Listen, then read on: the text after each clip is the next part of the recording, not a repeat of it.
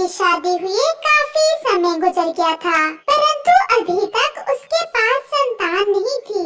इस बात को लेकर कबूतर और उसकी पत्नी बहुत दुखी रहते थे। क्या बात है लूसी, आप रो क्यों रही हो? कुछ नहीं, बस ऐसे ही दिल भर आया था। आज नदी पर सब मम्मा पक्षी अपने अपने बच्चों के साथ खेल रही थी और मैं अकेले ही बैठी थी। अगर हमारी भी कोई संतान होती तो मैं भी अपने बच्चों के साथ नदी पर जाकर खेलती। ऐसे रोने से क्या होगा? अगर भगवान ने चाहा तो एक न एक दिन हमारे यहाँ भी बच्चा जरूर होगा। अच्छा, अब चुप कर जाओ, मैं भोजन लेने जा रहा हूँ। अगर ऐसे आपको रोता छोड़कर जाऊँगा तो सारा दिन परेशानी में ही गुजर जाएगा। जाए और अपना ध्यान रखना, मैं घर की मरम्मत कर लेती हूँ। बारिशों का भी कुछ पता नहीं कि कब शुरू हो जाए। फिर बंटू कबूतर भोजन लेने चला जाता है। बंटू भी हर समय दुखी जरूर रहता था, परंतु वो अपनी पत्नी के सामने जाहिर न करता, क्योंकि वो अपनी पत्नी को दुखी नहीं करना चाहता था। कबूतर, मुझे तो तुम पर बहुत दया आती है। इतना काम करते हो, घर भी पक्का बना लिया है, सब कुछ है तुम्हारे पास, परंतु किस काम का? अगर संतान ही न हो तो? गोरी बहन, संतान का होना या ना होना पक्षियों के बस की बात थोड़ी है। मैं तो कहती हूँ तुम दूसरी शादी कर लो। ऐसा भी तो हो सकता है कि दूसरी पत्नी से तुम्हारे भी संतान हो जाए। मैं लूसी से बहुत प्यार करता हूँ, मैं ऐसा कैसे कर सकता हूँ? अपनी पत्नी पर सौतन कैसे ला सकता हूँ मैं? तो फिर ऐसे ही मर जाओगे और कोई तुम्हारा नाम लेने वाला भी नहीं होगा। बंटू कबूतर वहाँ से चला जाता है। कितना प्यार करता है ये कबूतर अपनी पत्नी से, और एक मेरा कालू है, कभी मुझसे प्यार से बात तक नहीं की। शाम को चिड़िया लूसी के पास आती है। लूसी बहन, कल आप मेरे साथ जाना, हम बुलबुल दी के पास जाकर आपका चेकअप करवाएंगे। मैंने सुना है बुलबुल दी के पास एक ऐसा फूलों का रस है जिसे पीने से मम्मा पक्षी को अंडा हो जाता है। सच चिड़िया बहन, आपने पहले क्यों नहीं बताया? अगर ऐसा है तो हम कल ही बुलबुल दी के पास चले जाएंगे। बंटू जब घर आए तो उससे पूछ लेना, मैं कल आऊंगी। फिर चिड़िया वहाँ से अपने घर चली जाती है।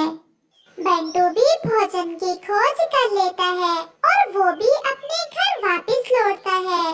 सुबह रो रही थी और अब बहुत खुश लग रही हो। पत्नी जी, क्या बात है? आज रानो चिड़िया आई थी, वो मुझे बता कर गई है कि बुलबुल दी के पास कोई दवा है जिसे पीने से मुझे अंडा हो जाएगा। अच्छा, फिर तो बहुत खुशी की बात है। तो फिर कब जाना है बुलबुल दी के पास? कल जाऊंगी मैं चिड़िया बहन के साथ, और फिर मैं अपनी बेटी का नाम रखूंगा, और अगर हमारा बेटा हुआ तो मैं नाम रखूंगी उसका। वो ऐसे खुशी खुशी बातें करते करते सो जाते हैं।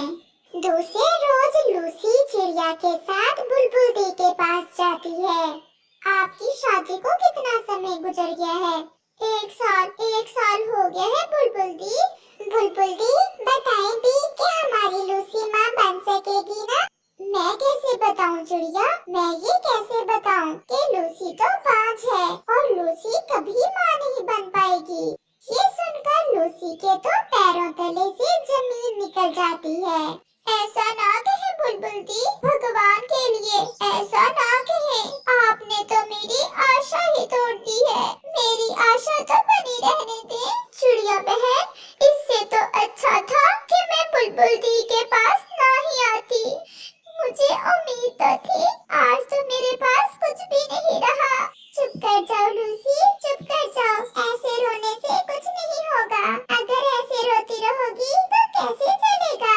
तो ले आई हो दवा बुलबुल दी से? क्या कहा बुलबुल दी ने? परंतु लूसी तो चुप थी, वो तो बस रोई ही जा रही थी। लूसी, क्या बात है, आप खामोश क्यों हो? मैं बाज हूँ पति जी, मैं कभी माँ नहीं बन सकती। मेरे भाग्य में संतान नहीं है। बुलबुल दी ने बताया है ये सब? है।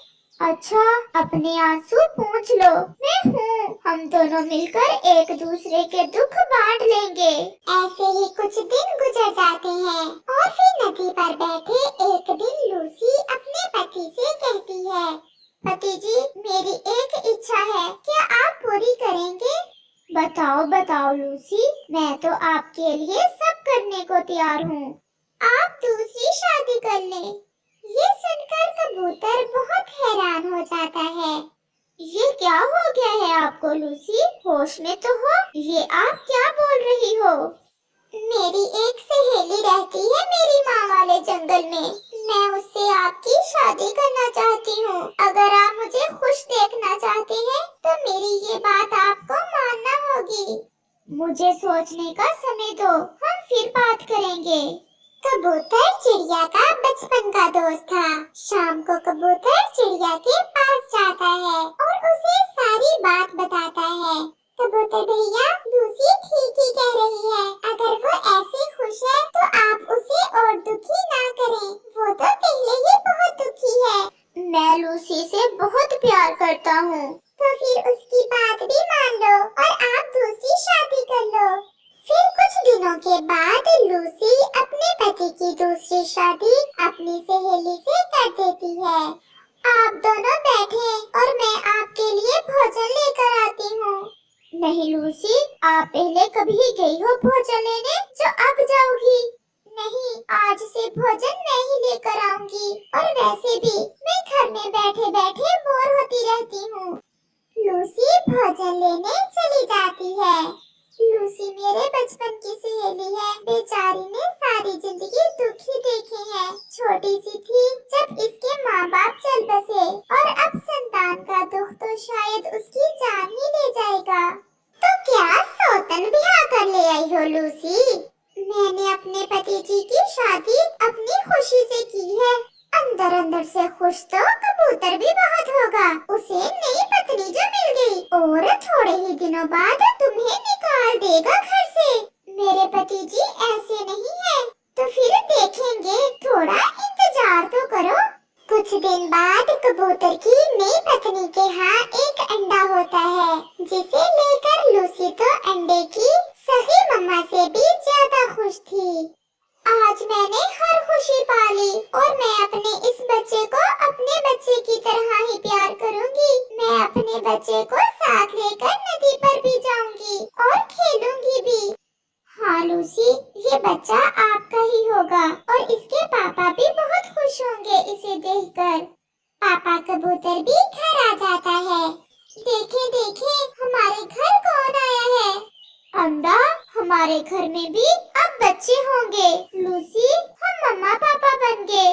वो सारा परिवार बहुत खुश था और आज बहुत दिनों बाद वो सब खुश थे। जल्दी जल्दी से अंडे से बाहर आ जाओ मेरे बच्चे। मैंने पहले ही बहुत इंतजार किया है। अब मुझसे और इंतजार नहीं होता। लूसी, मैं बहुत दिनों से घर से बाहर नहीं गई। आज मेरा भी दिल कर रहा है कि थोड़ी देर के लिए घर से बाहर की हवा लूं। चले, आप दोनों चले, मैं भी जाता हूँ साथ। हम पहाड़ों पर जाते हैं। परंतु हमारा अंडा, हम कुछ ही देर में लौट आएंगे और अभी अंडे को गरमाइश की जरूरत भी नहीं है। फिर वो सब खुशी खुशी अपने घर से पहाड़ों की तरफ निकलते हैं। वो सब एक पेड़ पर बैठ जाते हैं। आपको याद है ना, अगर बेटा हुआ तो मैं नाम रखूंगी अपने बेटे का, और अगर बेटी हुई तो फिर मैं नाम रखूंगा।